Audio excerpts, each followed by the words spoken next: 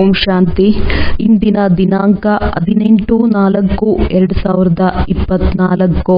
ಪ್ರಾರ್ಥ ಮುರುಳಿ ಬಾಪ್ತಾದ ಮಧುಬನ. ಮಧುರ ಮಕ್ಕಳೇ, ತಂದೆಯು ದಾತ ಆಗಿದ್ದಾರೆ. ನೀವು ಮಕ್ಕಳು ತಂದೆಯಿಂದ ಏನನ್ನೂ ಬೇಡುವ ಅವಶ್ಯಕತೆ ಇಲ್ಲ. ಗಾದೆ ಮಾತಿದೆ, ಬೇಡುವುದಕ್ಕಿಂತ ಸಾಯುವುದು ಲೇಸು. ಪ್ರಶ್ನೆ: ಸದಾ ಯಾವ ಸ್ಮೃತಿ ಇದ್ದಾಗ ಯಾವುದೇ ಮಾತಿನ ಚಿಂತೆ ಅಥವಾ ಚಿಂತನೆ ಇರುವುದಿಲ್ಲ?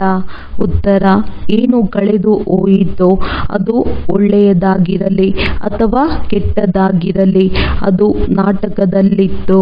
ಇಡೀ ಚಕ್ರವು ಮುಕ್ತಾಯವಾಗಿ ಪುನಃ ಪುನರಾವರ್ತನೆ ಆಗುವುದು. ಯಾರು ಎಂತಹ ಪುರುಷಾರ್ಥ ಮಾಡುತ್ತಾರೆಯೋ ಅಂತಹ ಪದವಿಯನ್ನು ಪಡೆಯುತ್ತಾರೆ. ಈ ಮಾತಿನ ಸ್ಮೃತಿ ಇದ್ದಾಗ ಯಾವುದೇ ಮಾತಿನ ಚಿಂತೆ ಅಥವಾ ಚಿಂತನೆ ಇರುವುದಿಲ್ಲ. ತಂದೆಯ ಆದೇಶವಾಗಿದೆ, ಮಕ್ಕಳೇ, ಕಳೆದು ಹೋಗಿರುವುದಕ್ಕೆ ಪಶ್ಚಾತ್ತಾಪ ಪಡಬೇಡಿ. ಯಾವುದೇ ಉಲ್ಟಾ ಸುಲ್ಟಾ ಮಾತುಗಳನ್ನು ಕೇಳಲು ಬೇಡಿ, ಹೇಳಲು ಬೇಡಿ. ಕಳೆದು ಹೋದ ಮಾತನ್ನು ವಿಚಾರ ಮಾಡಬೇಡಿ ಮತ್ತು ಪುನರಾವರ್ತನೆ ಮಾಡಬೇಡಿ. ಓಂ ಶಾಂತಿ. ಆತ್ಮಿಕ ಮಕ್ಕಳ ಪ್ರತಿ ತಂದೆಯು ಕುಳಿತು ತಿಳಿಸುತ್ತಾರೆ. ಆತ್ಮಿಕ ತಂದೆಗೆ ದಾತ ಎಂದು ಹೇಳಲಾಗುತ್ತದೆ. ತಾವಾಗಿಯೇ ಎಲ್ಲವನ್ನೂ ಮಕ್ಕಳಿಗೆ ಕೊಡುತ್ತಾರೆ. ಅವರು ವಿಶ್ವದ ಮಾಲೀಕರನ್ನಾಗಿ ಮಾಡುವುದಕ್ಕಾಗಿಯೇ ಬರುತ್ತಾರೆ. ಹೇಗೆ ಆಗಬೇಕು ಎಂಬುದೆಲ್ಲವನ್ನು ಮಕ್ಕಳಿಗೆ ತಿಳಿಸುತ್ತಾರೆ. ಆದೇಶ ನೀಡುತ್ತಿರುತ್ತಾರೆ, ಏಕೆಂದರೆ ದಾತನಾಗಿದ್ದಾರಲ್ಲವೇ. ಆದ್ದರಿಂದ ಎಲ್ಲವನ್ನೂ ತಾವೇ ಕೊಡುತ್ತಿರುತ್ತಾರೆ. ಬೇಡುವುದಕ್ಕಿಂತ ಸಾಯುವುದು ಲೇಸು. ಯಾವುದೇ ವಸ್ತುವನ್ನು ಬೇಡಬಾರದಾಗಿದೆ. ಕೆಲವು ಮಕ್ಕಳು ಶಕ್ತಿ, ಕೃಪೆ, ಆಶೀರ್ವಾದವನ್ನು ಬೇಡುತ್ತಿರುತ್ತಾರೆ. ಭಕ್ತಿ ಮಾರ್ಗದಲ್ಲಿ ಬೇಡಿ ಬೇಡಿ ತಲೆಬಾಗಿಸಿ ಏಣಿಯನ್ನು ಕೆಳಗಿಳಿಯುತ್ತಲೇ ಬಂದಿದ್ದೀರಿ. ಈಗ ಬೇಡುವ ಅವಶ್ಯಕತೆ ಇಲ್ಲ. ತಂದೆಯು ತಿಳಿಸುತ್ತಾರೆ, ನನ್ನ ಆದೇಶದಂತೆ ನಡೆಯಿರಿ. ಒಂದಂತೂ ತಿಳಿಸುತ್ತಾರೆ, ಕಳೆದು ಹೋದದ್ದಕ್ಕೆ ಎಂದು ಚಿಂತಿಸಬೇಡಿ. ನಾಟಕದಲ್ಲಿ ಏನೆಲ್ಲವೂ ಆಯಿತೋ ಅದು ಕಳೆದು ಹೋಯಿತು. ಅದರ ವಿಚಾರವೂ ಮಾಡಬೇಡಿ, ಪುನರಾವರ್ತನೆಯೂ ಮಾಡಬೇಡಿ. ತಂದೆಯಂತೂ ಕೇವಲ ಎರಡೇ ಶಬ್ದಗಳನ್ನು ಹೇಳುತ್ತಾರೆ, ನನ್ನೊಬ್ಬನನ್ನೇ ನೆನಪು ಮಾಡಿ. ತಂದೆಯೇ ಸೂಚನೆ ಅಥವಾ ಶ್ರೀಮತವನ್ನು ಕೊಡುತ್ತಾರೆ. ಅದರಂತೆ ನಡೆಯುವುದು ಮಕ್ಕಳ ಕರ್ತವ್ಯವಾಗಿದೆ. ಇದು ಎಲ್ಲದಕ್ಕಿಂತ ಶ್ರೇಷ್ಠ ಸೂಚನೆ ಆಗಿದೆ. ಯಾರಾದರೂ ಎಷ್ಟೇ ಪ್ರಶ್ನೋತ್ತರ ಮಾಡಲಿ, ತಂದೆಯಂತೂ ಎರಡೇ ಶಬ್ದಗಳನ್ನು ತಿಳಿಸುತ್ತಾರೆ, ನಾನು ಪತಿತ ಪಾವನನಾಗಿದ್ದೇನೆ. ನೀವು ನನ್ನನ್ನು ನೆನಪು ಮಾಡುತ್ತಾ ಇರಿ, ಆಗ ನಿಮ್ಮ ಪಾಪಗಳು ಭಸ್ಮವಾಗಿ ಬಿಡುತ್ತವೆ. ನೆನಪಿಗಾಗಿ ಯಾವುದೇ ಸಲಹೆ ಕೊಡಲಾಗುತ್ತದೆ. ಏನು? ತಂದೆಯನ್ನು ನೆನಪು ಮಾಡಬೇಕಾಗಿದೆ. ಕೂಗುವ, ಕರೆಯುವ ಅವಶ್ಯಕತೆ ಇಲ್ಲ. ಆಂತರ್ಯದಲ್ಲಿ ಕೇವಲ ಬೇಹದ್ದಿನ ತಂದೆಯನ್ನು ನೆನಪು ಮಾಡಬೇಕು. ಇನ್ನೊಂದು ಯಾವ ಆದೇಶ ಕೊಡುತ್ತಾರೆ? 84 ಜನ್ಮಗಳ ಚಕ್ರವನ್ನು ನೆನಪು ಮಾಡಿ, ಏಕೆಂದರೆ ನೀವು ದೇವತೆಗಳಾಗಬೇಕಾಗಿದೆ. ನೀವು ಅರ್ಧಕಲ್ಪ ದೇವತೆಗಳ ಮಹಿಮೆ ಮಾಡಿದ್ದೀರಿ. ಮಕ್ಕಳು ಅಳುವ ಶಬ್ದ ಕೇಳಿ ಬಂದಿತು. ಈಗ ಈ ಸೂಚನೆಯನ್ನು ಎಲ್ಲ ಸೇವಾ ಕೇಂದ್ರಗಳಿಗೆ ಕೊಡಲಾಗುತ್ತದೆ. ಯಾರು ಚಿಕ್ಕ ಮಕ್ಕಳನ್ನು ಕರೆದುಕೊಂಡು ಬರಬಾರದು, ಅವರಿಗಾಗಿ ಏನಾದರೂ ಪ್ರಬಂಧ ಮಾಡಬೇಕು. ಯಾರು ತಂದೆಯಿಂದ ಆಸ್ತಿಯನ್ನು ತೆಗೆದುಕೊಳ್ಳಬೇಕೋ ಅವರು ಪ್ರಬಂಧ ಮಾಡುತ್ತಾರೆ. ಇದು ಆತ್ಮೀಯ ತಂದೆಯ ವಿಶ್ವವಿದ್ಯಾಲಯವಾಗಿದೆ. ಇದರಲ್ಲಿ ಚಿಕ್ಕ ಮಕ್ಕಳ ಅವಶ್ಯಕತೆ ಇಲ್ಲ. ಬ್ರಾಹ್ಮಣಿಯ ಕರ್ತವ್ಯವಾಗಿದೆ. ಯಾವಾಗ ಯೋಗ್ಯ ಸೇವಾದಾರಿಗಳಾಗುವರೋ ಆಗ ಅವರನ್ನು ರಿಫ್ರೆಶ್ ಮಾಡಲು ಕರೆದುಕೊಂಡು ಬರಬೇಕು. ಹಿರಿಯರಿರಬಹುದು, ಕಿರಿಯರಿರಬಹುದು, ಇದು ವಿಶ್ವವಿದ್ಯಾಲಯವಾಗಿದೆ. ಯಾರು ಇಲ್ಲಿ ಮಕ್ಕಳನ್ನು ಕರೆದುಕೊಂಡು ಬರುತ್ತಾರೆಯೋ ಅವರು ಇದು ವಿಶ್ವವಿದ್ಯಾಲಯವಾಗಿದೆ ಎಂದು ತಿಳಿದುಕೊಳ್ಳುವುದಿಲ್ಲ. ಮುಖ್ಯವಾದ ಮಾತು, ಇದು ವಿಶ್ವವಿದ್ಯಾಲಯವಾಗಿದೆ. ಇದರಲ್ಲಿ ಓದುವವರು ಬಹಳ ಒಳ್ಳೆಯ ಬುದ್ಧಿವಂತರಿರಬೇಕು. ಯಾರು ಪರಿಪಕ್ವವಿರುವುದಿಲ್ಲವೋ ಅವರು ತೊಂದರೆ ಮಾಡುತ್ತಾರೆ. ಏಕೆಂದರೆ ತಂದೆಯ ನೆನಪಿನಲ್ಲಿ ಇರದಿದ್ದರೆ ಬುದ್ಧಿಯು ಅಲ್ಲಿ ಇಲ್ಲಿ ಅಲೆಯುತ್ತಿರುತ್ತದೆ. ನಷ್ಟ ಮಾಡಿಕೊಳ್ಳುತ್ತಾರೆ, ನೆನಪಿನಲ್ಲಿರುವುದಿಲ್ಲ. ಮಕ್ಕಳನ್ನು ಕರೆತರುತ್ತಾರೆಂದರೆ ಇದರಲ್ಲಿ ಮಕ್ಕಳಿಗೆ ನಷ್ಟವಾಗುತ್ತದೆ. ಇದು ಈಶ್ವರೀಯ ವಿಶ್ವವಿದ್ಯಾಲಯವಾಗಿದೆ. ಇಲ್ಲಿ ಮನುಷ್ಯರಿಂದ ದೇವತೆಗಳಾಗಬೇಕೆಂಬುದನ್ನು ಕೆಲವರು ತಿಳಿದುಕೊಂಡೇ ಇಲ್ಲ. ತಂದೆಯು ತಿಳಿಸುತ್ತಾರೆ, ಬಲೆ ಗೃಹಸ್ಥ ವ್ಯವಹಾರದಲ್ಲಿ ಮಕ್ಕಳು ಮರಿಗಳ ಜೊತೆ ಇರಿ. ಕೇವಲ 1 ವಾರವೇನು, 3-4 ದಿನಗಳಾದರೂ ಸಾಕು. ಈ ಜ್ಞಾನವು ಸಹಜವಾಗಿದೆ. ತಂದೆಯನ್ನು ಅರಿತುಕೊಳ್ಳಬೇಕಾಗಿದೆ. ಪಾರಲೌಕಿಕ ತಂದೆಯನ್ನು ಅರಿತುಕೊಳ್ಳುವುದರಿಂದ ಅಪರಿಮಿತ ಆಸ್ತಿಯು ಸಿಗುವುದು. ಯಾವ ಆಸ್ತಿ? ಬೇಅದ್ದಿನ ರಾಜ್ಯಭಾಗ್ಯ. ಪ್ರದರ್ಶನಿ ಹಾಗೂ ಸಂಗ್ರಹಾಲಯದಲ್ಲಿ ಸೇವೆಯಾಗುವುದಿಲ್ಲವೆಂದು ತಿಳಿಯಬೇಡಿ. ಅನೇಕರು ಪ್ರಜೆಗಳಾಗುತ್ತಾರೆ. ಬ್ರಾಹ್ಮಣ ಕುಲ, ಸೂರ್ಯವಂಶಿ ಹಾಗೂ ಚಂದ್ರವಂಶಿ 3 ಇಲ್ಲಿ ಸ್ಥಾಪನೆಯಾಗುತ್ತದೆ. ಅಂದಾಗ ಇದು ಬಹಳ ದೊಡ್ಡ ವಿಶ್ವವಿದ್ಯಾಲಯವಾಗಿದೆ. ಇಲ್ಲಿ ಬೇಅದ್ದಿನ ತಂದೆಯು ಓದಿಸುತ್ತಾರೆ. ಅಂದ ಮೇಲೆ ಒಮ್ಮೆಲೆ ಬುದ್ಧಿಯೇ ಸಂಪನ್ನ ಆಗಿಬಿಡಬೇಕು. ಆದರೆ ತಂದೆಯು ಸಾಧಾರಣ ತನುವಿನಲ್ಲಿದ್ದಾರೆ, ಸಾಧಾರಣ ರೀತಿಯಲ್ಲಿ ಓದಿಸುತ್ತಾರೆ. ಆದ್ದರಿಂದ ಮನುಷ್ಯರಿಗೆ ತಿಳಿಯುವುದೇ ಇಲ್ಲ. ಈಶ್ವರೀಯ ವಿಶ್ವವಿದ್ಯಾಲಯವು ಈ ರೀತಿ ಇರುವುದೇ ಎನ್ನುತ್ತಾರೆ. ತಂದೆಯು ಹೇಳುತ್ತಾರೆ, ನಾನು ಬಡವರ ಬಂಧುವಾಗಿದ್ದೇನೆ, ಬಡವರಿಗೆ ಓದಿಸುತ್ತೇನೆ. ಸಾಹುಕಾರರಿಗೆ ಓದುವ ಶಕ್ತಿ ಇಲ್ಲ. ಅವರ ಬುದ್ಧಿಯಲ್ಲಂತೂ ಮೆಹಲ್ ಮಹಡಿಗಳೇ ಇರುತ್ತವೆ. ಬಡವರೇ ಸಾಹುಕಾರರಾಗುತ್ತಾರೆ, ಸಾಹುಕಾರರು ಬಡವರಾಗುತ್ತಾರೆ. ಇದು ನಿಯಮವಾಗಿದೆ. ದಾನವನ್ನು ಎಂದಾದರೂ ಸಾಹುಕಾರರಿಗೆ ಕೊಡಲಾಗುತ್ತದೆಯೇ? ಇದು ಅವಿನಾಶಿ ಜ್ಞಾನರತ್ನಗಳ ದಾನವಾಗಿದೆ. ಸಾಹುಕಾರರು ದಾನವನ್ನು ಪಡೆಯಲಾಗುವುದಿಲ್ಲ. ಬುದ್ಧಿಯಲ್ಲಿ ಕುಳಿತುಕೊಳ್ಳುವುದೇ ಇಲ್ಲ. ಅವರು ತಮ್ಮ ಮಿತವಾದ ರಚನೆ, ಹಣ, ಅಧಿಕಾರದಲ್ಲಿ ಸಿಲುಕಿರುತ್ತಾರೆ. ಅವರಿಗಾಗಿ ಇಲ್ಲಿಯೇ ಸ್ವರ್ಗವಿದೆ.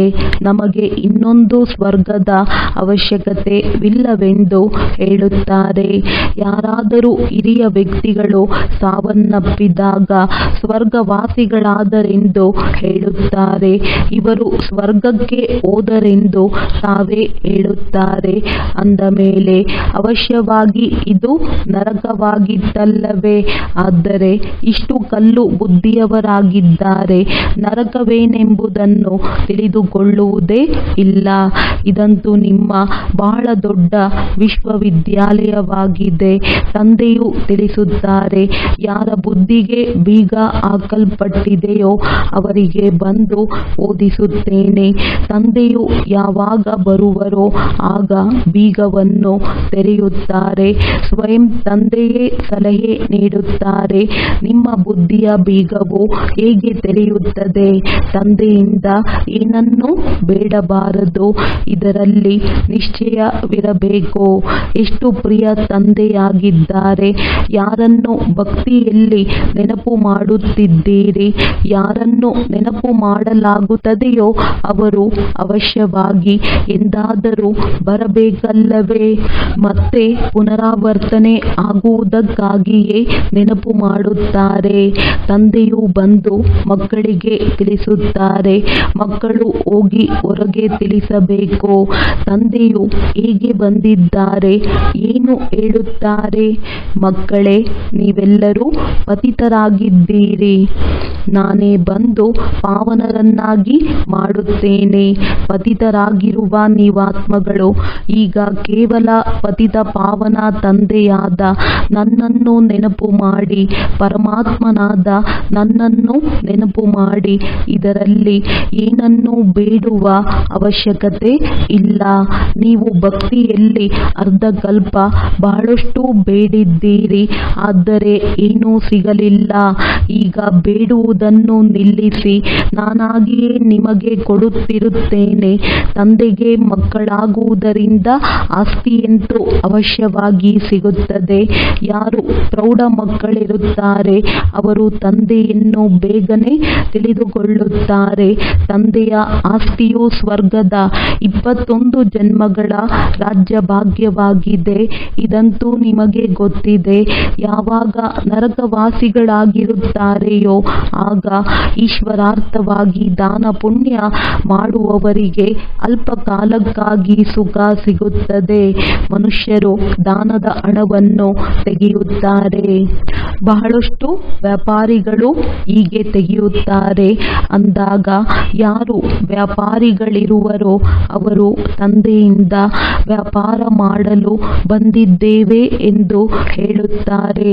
ಮಕ್ಕಳು ತಂದೆಯೊಂದಿಗೆ ವ್ಯಾಪಾರ ಮಾಡುತ್ತಾರಲ್ಲವೇ?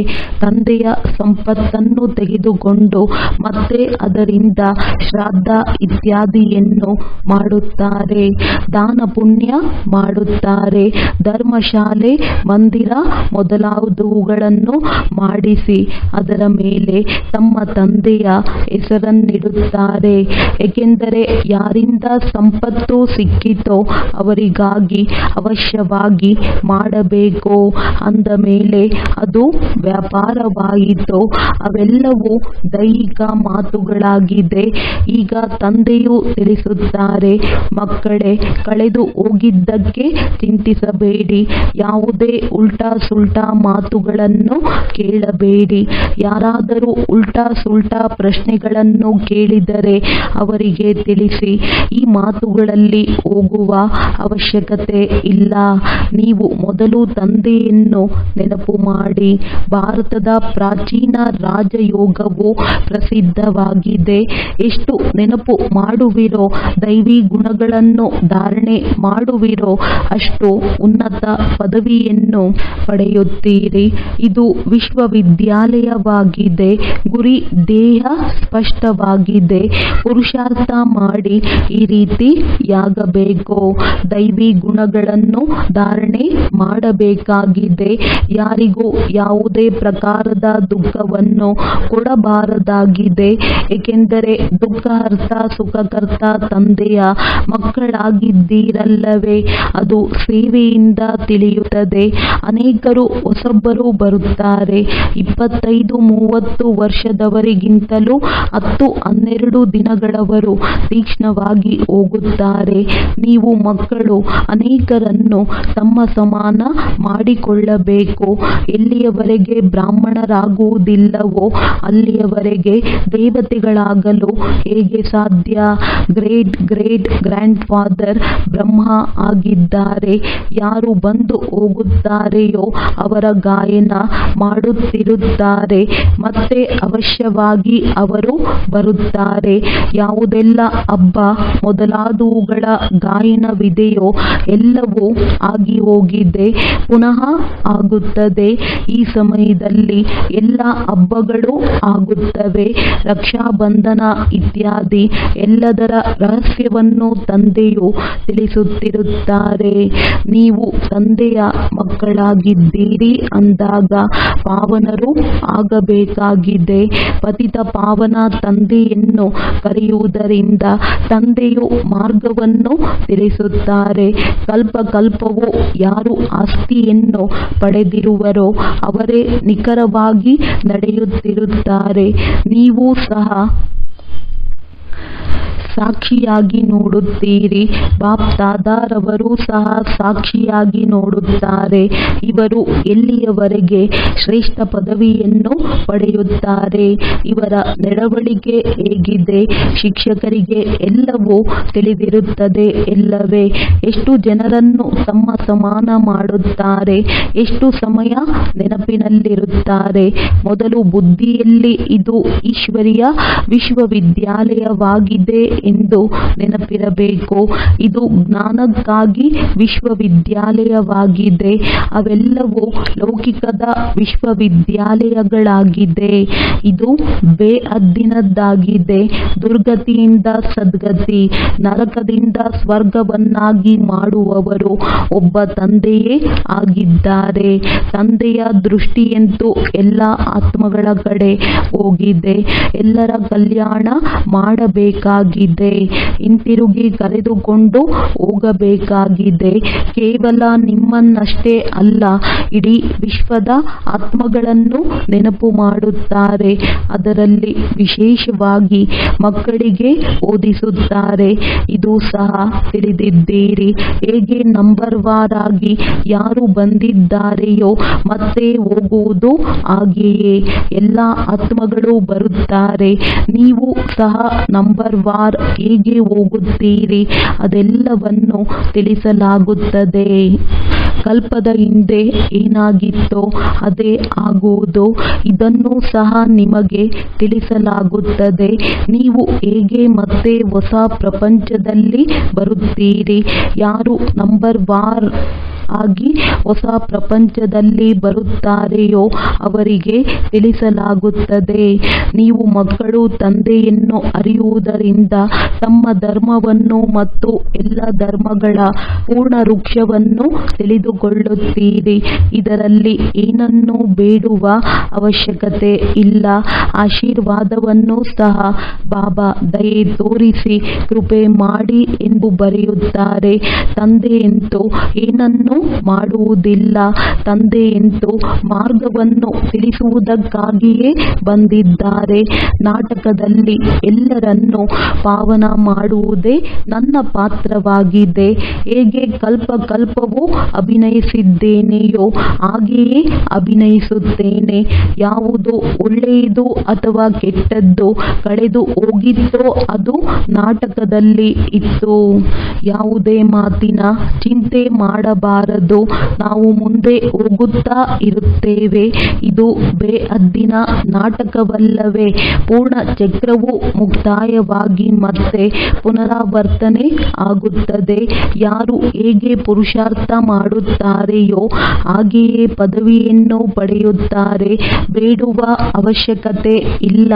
ಭಕ್ತಿ ಮಾರ್ಗದಲ್ಲಿ ನೀವು ಬಹಳಷ್ಟು ಬೇಡಿದ್ದೀರಿ. ಎಲ್ಲ ಹಣವನ್ನು ಸಮಾಪ್ತಿ ಮಾಡಿದ್ದೀರಿ. ಇದೆಲ್ಲವೂ ನಾಟಕದಲ್ಲಿ ಮಾಡಲ್ಪಟ್ಟಿದೆ. ಅವರು ಕೇವಲ ತಿಳಿಸುತ್ತಾರೆ. ಅರ್ಧಕಲ್ಪ ಭಕ್ತಿ ಮಾಡುತ್ತಾ ಶಾಸ್ತ್ರಗಳನ್ನು ಓದುತ್ತಾ ಎಷ್ಟೊಂದು ಖರ್ಚು ಆಗುತ್ತದೆ. ಈಗ ನೀವು ಏನನ್ನೂ ಖರ್ಚು ಮಾಡುವ ಅವಶ್ಯಕತೆ ಇಲ್ಲ. ತಂದೆಯು ದಾತನಾಗಿದ್ದಾರಲ್ಲವೇ? ದಾತನಿಗೆ ಅವಶ್ಯಕತೆ ಇಲ್ಲ. ಅವರು ಬಂದಿರುವುದೇ ಕೊಡಲು. ನಾವು ಶಿವಬಾಬನಿಗೆ ಕೊಟ್ಟಿದ್ದೇವೆಂದು ತಿಳಿಯಬೇಡಿ. ಅರೆ, ಶಿವ ತಂದೆಯಿಂದಂತೂ ಬಹಳ ಸಿಗುತ್ತದೆ. ನೀವು ಇಲ್ಲಿ ಪಡೆಯಲು ಬಂದಿದ್ದೀರಲ್ಲವೇ? ಶಿಕ್ಷಕರ ಬಳಿ ವಿದ್ಯಾರ್ಥಿಗಳು ಪಡೆಯುವುದಕ್ಕಾಗಿ ಬರುತ್ತಾರೆ. ಆ ಲೌಕಿಕ ತಂದೆ ಶಿಕ್ಷಕ ಗುರುಗಳಿಂದಂತೂ ನೀವು ನಷ್ಟವನ್ನೇ ಹೊಂದಿದ್ದೀರಿ. ಈಗ ಮಕ್ಕಳು ಶ್ರೀಮತದಂತೆ ನಡೆಯಬೇಕು. ಆಗಲೇ ಶ್ರೇಷ್ಠ ಪದವಿಯನ್ನು ಪಡೆಯುತ್ತೀರಿ. ಶಿವ ತಂದೆಯು ಡಬಲ್ ಶ್ರೀ ಆಗಿದ್ದಾರೆ. ನೀವು ಸಿಂಗಲ್ ಶ್ರೀ ಆಗಿದ್ದೀರಿ. ಶ್ರೀ ಲಕ್ಷ್ಮೀ ಶ್ರೀ ನಾರಾಯಣ ಎಂದು ಕರೆಯಲಾಗುತ್ತದೆ. ಶ್ರೀ ಲಕ್ಷ್ಮೀ ಶ್ರೀ ನಾರಾಯಣ ಇಬ್ಬರೂ ಆಗಿಬಿಟ್ಟರು. ವಿಷ್ಣುವಿಗೆ ಶ್ರೀ ಎಂದು ಹೇಳುತ್ತಾರೆ, ಏಕೆಂದರೆ ಇಬ್ಬರು ಒಟ್ಟಿಗೆ ಇದ್ದಾರೆ. ಇಬ್ಬರನ್ನು ಆ ರೀತಿ ಮಾಡುವವರು ಯಾರು ಒಬ್ಬ ಶ್ರೀ ಇದ್ದಾರೆಯೋ ಅವರೇ ಮಾಡುತ್ತಾರೆ. ಉಳಿದಂತೆ ಡಬಲ್ ಶ್ರೀ ಯಾರು ಆಗುವುದಿಲ್ಲ. ಇತ್ತೀಚೆಗಂತೂ ಶ್ರೀ ಲಕ್ಷ್ಮೀ ನಾರಾಯಣ, ಶ್ರೀ ಸೀತಾರಾಮ ಎಂದು ಹೆಸರನ್ನು ಇಟ್ಟುಕೊಳ್ಳುತ್ತಾರೆ. ಅಂದಾಗ ಮಕ್ಕಳು ಇದೆಲ್ಲವನ್ನು ಧಾರಣೆ ಮಾಡಿ ಖುಷಿಯಲ್ಲಿ ಇರಬೇಕಾಗಿದೆ. ಇತ್ತೀಚೆಗೆ ಆಧ್ಯಾತ್ಮಿಕ ಸಮ್ಮೇಳನಗಳು ಆಗುತ್ತಿರುತ್ತವೆ. ಆದರೆ ಆಧ್ಯಾತ್ಮಿಕದ ಅರ್ಥವನ್ನು ತಿಳಿದುಕೊಂಡಿಲ್ಲ. ಆತ್ಮಿಕ ಜ್ಞಾನವನ್ನು ಒಬ್ಬರ ವಿನಃ ಯಾರೂ ಕೊಡಲು ಸಾಧ್ಯವಿಲ್ಲ. ತಂದೆಯು ಎಲ್ಲ ಆತ್ಮಗಳ ತಂದೆ ಆಗಿದ್ದಾರೆ. ಅವರಿಗೆ ಸ್ಪಿರಿಚುವಲ್ ಆಧ್ಯಾತ್ಮಿಕ ತಂದೆ ಎಂದು ಹೇಳುತ್ತಾರೆ. ತತ್ವಜ್ಞಾನಕ್ಕೂ ಸಹ ಆಧ್ಯಾತ್ಮಿಕತೆ ಎಂದು ಹೇಳಿಬಿಡುತ್ತಾರೆ. ಇದಂತೂ ನೀವು ತಿಳಿಯುತ್ತೀರಿ. ಇದು ಕಾಡಾಗಿದೆ. ಎಲ್ಲರೂ ಪರಸ್ಪರ ದುಃಖ ಕೊಡುತ್ತಿರುತ್ತಾರೆ. ನಿಮಗೆ ಗೊತ್ತಿದೆ, ಅಹಿಂಸಾ ಪರಮೋ ದೇವತೆಗಳೆಂದು ಗಾಯನವಿದೆ. ಅಲ್ಲಿ ಯಾವುದೇ ಹೊಡೆದಾಟಗಳಾಗುವುದಿಲ್ಲ. ಕೋಪಿಸಿಕೊಳ್ಳುವುದು ಹಿಂಸೆಯಾಗಿದೆ. ಇದಕ್ಕೆ ಸೆಮಿ ಹಿಂಸೆ ಎಂದಾದರೂ ಹೇಳಿ, ಏನಾದರೂ ಹೇಳಿ. ಇಲ್ಲಂತೂ ಸಂಪೂರ್ಣ ಅಹಿಂಸಕರಾಗಬೇಕಾಗಿದೆ. ಯಾವುದೇ ಮನಸ ವಾಚ ಕರ್ಮಣ ಕೆಟ್ಟ ಕರ್ಮ ಆಗಬಾರದು. ಯಾರಾದರೂ ಪೊಲೀಸ್ ಮೊದಲಾದ ಕರ್ತವ್ಯಗಳನ್ನು ಮಾಡುತ್ತಾರೆಂದರೆ ಅದರಲ್ಲಿ ಯುಕ್ತಿಯಿಂದ ಕೆಲಸವನ್ನು ತೆಗೆದುಕೊಳ್ಳಬೇಕು.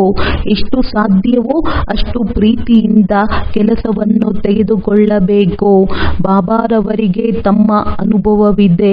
ಪ್ರೀತಿಯಿಂದ ತಮ್ಮ ಕೆಲಸವನ್ನು ತೆಗೆದುಕೊಳ್ಳುತ್ತಾರೆ. ಇದರಲ್ಲಿ ಬಹಳ ಯುಕ್ತಿ ಬೇಕು. ಬಹಳ ಪ್ರೀತಿಯಿಂದ 100ಕ್ಕೆ 100ರಷ್ಟು ಹೇಗೆ ಶಿಕ್ಷೆ ಸಿಗುತ್ತದೆ ಎಂಬುದನ್ನು ತಿಳಿಸಬೇಕು. ಒಳ್ಳೆಯದು. ಮಧುರಾತಿ ಮಧುರ ಅಗಲಿ ಮರಳಿ ಸಿಕ್ಕಿರುವಂತಹ ಮಕ್ಕಳಿಗೆ ಪ್ರೀತಿಯ ಮಾತ್ಪಿತಾ ಬಾಪ್ದಾದಾರವರ ನೆನಪು, ಪ್ರೀತಿ ಹಾಗೂ ಸುಪ್ರಭಾತ. ಆತ್ಮೀಯ ಮಕ್ಕಳಿಗೆ ಆತ್ಮೀಯ ತಂದೆಯ ನಮಸ್ತೆ. ಧಾರಣೆಗಾಗಿ ಮುಖ್ಯ ಸಾರ. ನಾವು ದುಃಖಹರ್ತ ಸುಖಕರ್ತನ ತಂದೆಯ ಮಕ್ಕಳಾಗಿದ್ದೇವೆ. ಆದ್ದರಿಂದ ಯಾರಿಗೂ ದುಃಖವನ್ನು ಕೊಡಬಾರದು. ಗುರಿ ಉದ್ದೇಶವನ್ನು ಸನ್ಮುಖದಲ್ಲಿ ಇಟ್ಟುಕೊಂಡು ದೈವಿ ಗುಣಗಳನ್ನು ಧಾರಣೆ ಮಾಡಬೇಕಾಗಿದೆ. ತಮ್ಮ ಸಮಾನರನ್ನಾಗಿ ಮಾಡಿಕೊಳ್ಳುವ ಸೇವೆಯನ್ನು ಮಾಡಬೇಕಾಗಿದೆ. ನಾಟಕದಲ್ಲಿ ಪ್ರತಿಯೊಬ್ಬರ ಪಾತ್ರವನ್ನು ತಿಳಿದುಕೊಂಡು ಕಳೆದು ಹೋಗಿರುವ ಯಾವುದೇ ಮಾತಿನ ಚಿಂತನೆ ಮಾಡಬಾರದು. ಮನಸ ವಾಚ ಕರ್ಮಣ ಯಾವುದೇ ಕೆಟ್ಟ ಕರ್ಮ ಆಗಬಾರದು. ಇದನ್ನು ಗಮನದಲ್ಲಿ ಇಟ್ಟುಕೊಂಡು ಡಬಲ್ ಅಹಿಂಸಕರಾಗಬೇಕಾಗಿದೆ. ವರದಾನ: ಒಬ್ಬ ತಂದೆಯನ್ನು ಜೊತೆಗಾರನನ್ನಾಗಿ ಮಾಡಿಕೊಳ್ಳುವ ಅಥವಾ ಅವರ ಜೊತೆಯಲ್ಲಿಯೇ ಇರುವಂತಹ ಸಂಪೂರ್ಣ ಪವಿತ್ರ ಆತ್ಮಭವ. ಸಂಪೂರ್ಣ ಪವಿತ್ರ ಆತ್ಮವು ಅವರೇ ಆಗಿದ್ದಾರೆ. ಯಾರ ಸಂಕಲ್ಪ ಮತ್ತು ಸ್ವಪ್ನದಲ್ಲಿಯೂ ಬ್ರಹ್ಮಚರ್ಯದ ಧಾರಣೆ ಇರುತ್ತದೆ. ಯಾರು ಪ್ರತಿ ಹೆಜ್ಜೆಯಲ್ಲಿ ಬ್ರಹ್ಮ ತಂದೆಯ ಆಚರಣೆಯಲ್ಲಿ ನಡೆಯುವವರಾಗಿದ್ದಾರೆ. ಪವಿತ್ರತೆಯ ಅರ್ಥವಾಗಿದೆ ಸದಾ ತಂದೆಯನ್ನು ಜೊತೆಗಾರನನ್ನಾಗಿ ಮಾಡಿಕೊಳ್ಳುವುದು ಮತ್ತು ತಂದೆಯ ಜೊತೆಯಲ್ಲಿಯೇ ಇರುವುದು. ಸಂಘಟನೆಯ ಜೊತೆ ಪರಿವಾರದ ಸ್ನೇಹದ ಮರ್ಯಾದೆಯು ಬೇರೆ ವಸ್ತುವಾಗಿದೆ. ಆದರೆ ತಂದೆಯ ಕಾರಣದಿಂದಲೇ ಈ ಸಂಘಟನೆಯ ಸ್ನೇಹದ ಕಂಪನಿ ಜೊತೆ ಇದೆ. ತಂದೆ ಇಲ್ಲದಿದ್ದರೆ ಪರಿವಾರವೆಲ್ಲಿಂದ ಬರುತ್ತಿತ್ತು? ತಂದೆಯು ಬೀಜ ಆಗಿದ್ದಾರೆ. ಬೀಜವನ್ನೆಂದಿಗೂ ಮರೆಯಬಾರದು. ಸ್ಲೋಗನ್: ಯಾರದೇ ಪ್ರಭಾವದಲ್ಲಿ ಪ್ರಭಾವಿತರಾಗುವವರಲ್ಲ, ಜ್ಞಾನದ ಪ್ರಭಾವವನ್ನು ಹಾಕುವವರಾಗಿರಿ. ಒಳ್ಳೆಯದು. ಓಂ ಶಾಂತಿ.